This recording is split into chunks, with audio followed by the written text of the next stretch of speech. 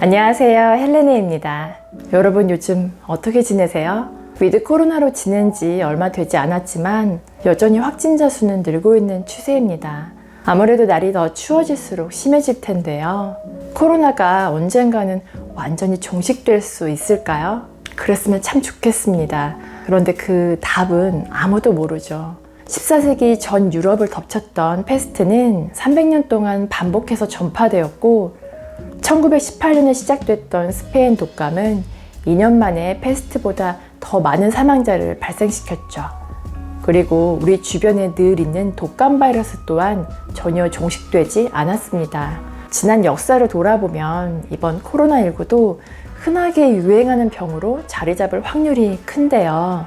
코로나19가 시작되었을 때부터 지금까지 2년 가까이 되는 시간을 되돌아봤을 때 그때 이렇게 했더라면 지금처럼 확산되진 않았을 텐데 하는 아쉬움도 많이 남아 있습니다. 왜 인류는 수많은 재난을 겪었음에도 코로나19 같은 재난을 미리 예측하거나 초기에 해결하지 못했을까요?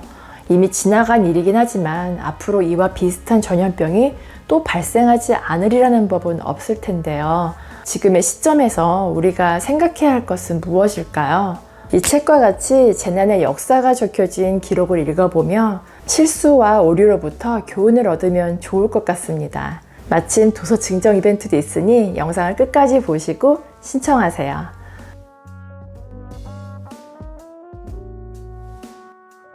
코로나19 이후에 걱정거리가 더 많아지셨을 텐데요. 여러분이 요즘 걱정하시는 것은 장기적인 경제 침체인가요? 아니면 인플레이션인가요?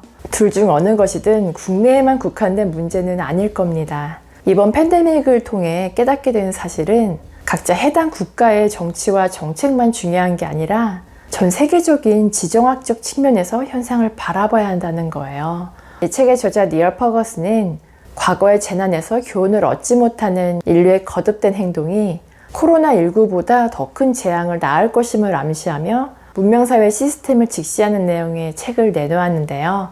이 책은 단순히 팬데믹뿐 아니라 지진 같은 지질학적 참사에서부터 전쟁 같은 지정학적 참사와 생물학적 참사 그리고 기술적 참사에 이르는 여러 종류의 재앙들을 폭넓게 다루며 재난의 일반사를 담고 있습니다. 잠시 저자에 대해 소개하자면요. 니얼 퍼거슨은 영국의 역사학자이자 21세기 최고의 경제사 학자입니다. 세계사적 전환의 시점에 경제 위기를 예측하면서 국내 언론에서 많은 조명을 받고 있죠. 차이메리카라는 용어로 중국과 미국의 공생관계를 설명했으며 제국주의와 식민주의에 대한 수정주의 시각으로 유명합니다. 현재 미국 스탠퍼드 대학의 후버 칼리지 선임 연구교수로 재직하고 있고 타임지 선정 가장 영향력 있는 100인에 올랐습니다. 주요 저서로는 광장과 타워, 로스 차일드 등이 있습니다. 이 책 제목에 있는 둠은 죽음, 파멸, 재난같이 피할 수 없는 비운을 의미합니다. 이 책에서는 재난을 뜻하는데요. 책의 분량이 어마어마합니다. 총 750페이지예요. 책은 총 11장으로 구성되어 있고 워낙 내용이 방대하기 때문에 우리가 알아두면 좋을 만한 내용으로 정리해봤습니다. 먼저 역사 속에서 일어났던 여러 재난들을 연구함으로써 우리가 얻을 수 있는 일반적인 교훈들에는 어떤 것들이 있을까요? 첫째, 대부분의 재난들은 예측은커녕 발생할 확률을 가늠하는 것조차 불가능합니다. 지진이나 전쟁, 금융위기에 이르기까지 역사상 벌어졌던 대규모 혼란 상태는 불확실성의 영역이지 계산 가능한 리스크의 영역이 아니죠. 둘째, 재난은 다양한 형태로 나타나기 때문에 리스크를 완화하는 종래의 접근법으로 처리하기 어렵습니다. 경제적 충격이 발생하면 정치적 포퓰리즘을 불러일으키는가 싶더니 갑자기 새로운 바이러스가 세상을 좌지우지하고 있죠. 그 다음에 어떤 재난이 찾아올지 알 수 있을까요? 아무도 모릅니다.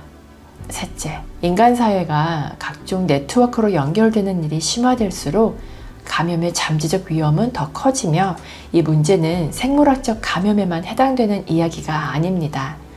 이 이야기는 뒤에서 더 자세히 다루도록 하겠습니다. 넷째, 사회적 스트레스가 심각할 때는 종교적 이데올로기 충동이 합리적 대응을 가로막는 경향이 있습니다. 이를테면 마스크를 쓸지 벗을지, 백신을 맞을지 안 맞을지 같은 단순한 결정조차 어느 정당을 지지하느냐를 나타내는 상징이 되기도 합니다.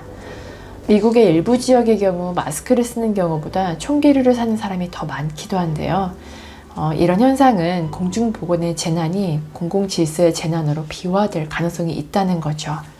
죽음과 종말의 관점에서 바라보면요, 인류의 기대 수명은 점점 더 늘어나고 있으나 매년 5,900만 명, 매일 16만 명의 인구가 숨을 거두며 그 어느 때보다도 죽음은 흔한 사건이 되었습니다.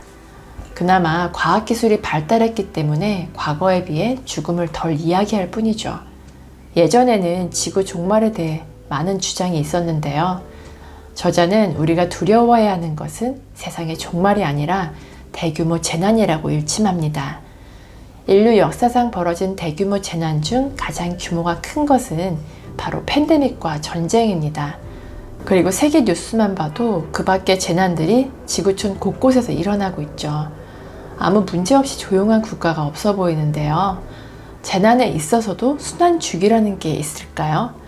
참사는 본질적으로 예측이 불가능합니다. 순환론적인 역사이론도 이런 문제를 해결하기 어렵습니다. 예견된다 하더라도 막상 닥치고 나면 전혀 예상하지 못했던 사건처럼 보이기도 하니까요. 인명피해 면에서 보더라도 가장 큰 재난이 발생한 곳은 아시아입니다. 저자는 아무리 자연적 재난이라 해도 재난의 잠재적 위험이 있는 지대를 사람들의 정착지로 만드는 결정 때문에 발생하는 경우가 대부분이라 이런 재난은 인간이 만들어내는 것으로 봐야 한다고 설명합니다. 천재가 아니라 인재인 거죠. 예를 들면 1938년 후쿠시마에서 큰 지진이 발생했으나 사람들은 지진이 멈춘 뒤 자신들의 집으로 돌아갔죠. 이후 2011년에 더 큰 쓰나미로 인해 피해를 보게 되었고요. 재난을 예측할 수는 없지만 반복되는 재난을 피할 기회는 있다고 볼 수 있습니다. 이번에는 네트워크와 비의학적 개입에 대해 이야기해 볼게요. 앞서 말씀드렸듯이 어떤 재난의 규모를 정하는 결정적인 요소는 전염의 여부입니다. 그렇기 때문에 정치적인 이데올로기 같은 것들의 경우 사회 속 네트워크 구조가 어떠한지 그 본질적 속성만큼 중요한 사안이 되죠. 인류는 수두와 흑사병이 퍼졌던 과거에도 격리와 사회적 거리두기를 시행했다는데요. 이를 비의학적 개입이라고 부릅니다. 그동안 사스, 신종플루, 메르스 등의 여러 감염병을 겪었지만 코로나19는 그 중에서도 전염력이 절대적으로 강합니다. 코로나19가 팬데믹으로 발전한 원인은 전염력뿐만 아니라 네트워크 때문입니다. 예전보다 정보기술과 교통수단이 발달해서 지역뿐 아니라 국제적인 네트워크까지 연결되어 전염병이 쉽게 퍼질 수 있었던 거죠. 앞으로 또 다른 전염병이 발생했을 때 효과적인 차단을 위해서는 네트워크 구조를 수정해야 할 것입니다. 어떻게 하면 좋을까요? 위기가 발생하면 네트워크의 연결성을 신속하게 줄이고 사회를 완전히 원자화시켜 사회 전체가 마비되는 상황에 이르지 않게 하는 잘 설계된 회로 차단기를 갖출 필요가 있을 거예요. 마지막 장의 제목이 다소 의미심장합니다. 미래 충격. 코로나19 이후에 다가올 재난이 어떤 것일지 정확히 알 수 없는 상황입니다. 다만 우리가 할 수 있는 건 사회와 정치 시스템의 회복 재생력을 지금보다 더 강화하는 정도죠. 이번 위기를 발판 삼아 더 발전하면 좋을 거고요. 이를 현실화하기 위해서는 관료 조직의 기능 부전에 대해 지금 알고 있는 지식보다 훨씬 더 많은 것들을 이해할 수 있어야 합니다. 그리고 위기와 함께 빠르게 변화하는 세상에 적응하면서 미래를 대비하는 계획을 좀 더 구체적으로 세우면 좋을 거예요. 마지막으로 책의 분위기를 느껴보시도록 결론에 나와 있는 문장을 조금 읽어드릴게요. 진보는 그것이 진행되는 한 역병으로 멈추는 법이 없다. 1665년의 마지막 대규모 패스트, 그리고 이듬해 대화제로 고통받았던 바로 그 런던은 이후 거의 2세기 동안 전 세계의 중심 도시이자 과학 및 금융 혁신이 샘솟는 활기찬 도시가 되었다. 어떤 병원체도 이를 막을 수는 없었다.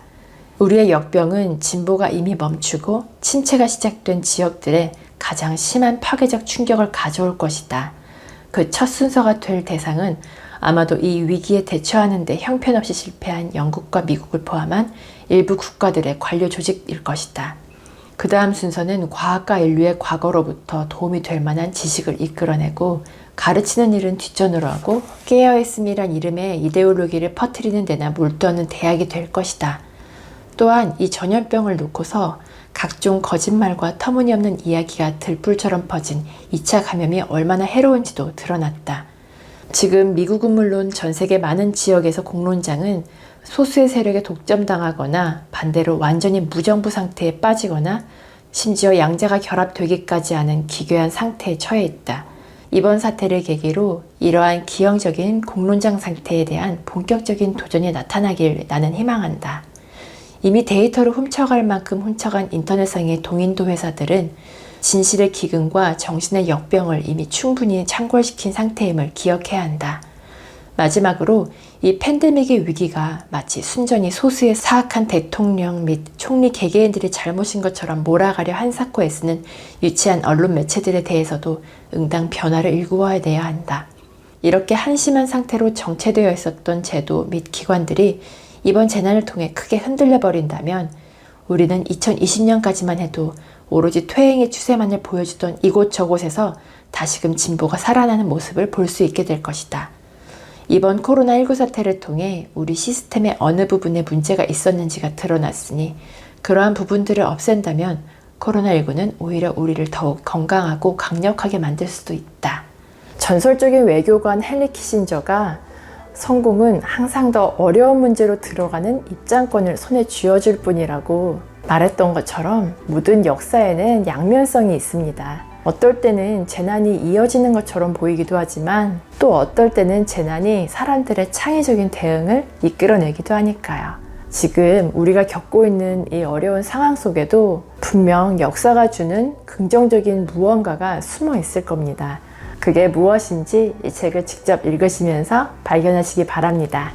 이 책을 읽어보시고 싶은 분들은 아래 더보기란에 상세한 내용이 있으니 그쪽으로 신청해 주시면 좋겠습니다.